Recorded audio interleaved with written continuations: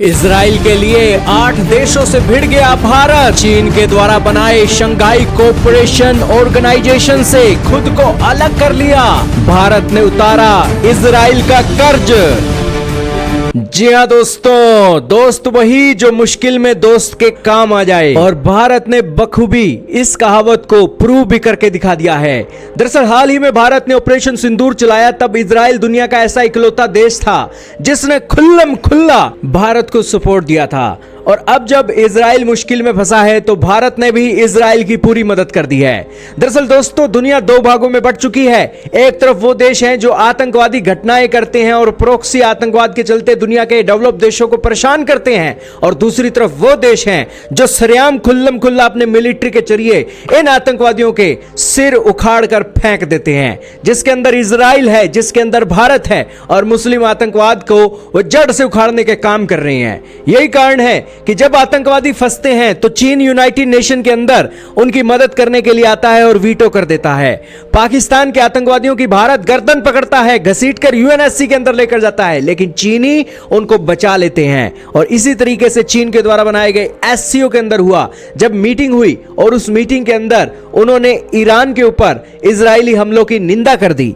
भारत ने साफ कर दिया कि इस समूह की टिप्पणियों को लेकर हुई बातचीत में उन्होंने भाग नहीं लिया है। विदेश मंत्रालय ने शनिवार को जारी बयान में कहा कि एससीओ के उक्त बयान पर हुई चर्चा में भारत शामिल नहीं हुआ है, और भारत की मिनिस्ट्री ऑफ एक्सटर्नल अफेयर ने कहा कि इजराइल ईरान तनाव पर भारत के स्वतंत्र रुख को फिर से दोहराया जा रहा है। यह रुख पहली बार 13 जून को सामने आया। भारत ने शांति और बातचीत का आह्वान किया है। दोस्तों, भारत ने क्लियर कर दिया है कि हम यहां पर शांति और बातचीत का पहलू रखते हैं। हमारा नेगेटिव पहलुओं पर कोई कुछ भी नहीं कहना है, और यहां पर सेल्फ डिफेंस का हक एक इजराइल को है पड़ा। दोस्तों, गौरतलब है कि पाकिस्तान में आतंकवादी ठिकानों के खिलाफ भारत ने जब मिलिट्री एक्शन ऑपरेशन सिंदूर के चलते चलाया था, तब इजराइल दुनिया का इकलौता ऐसा देश था जिसने छाती ठोक कर भारत का साथ दिया।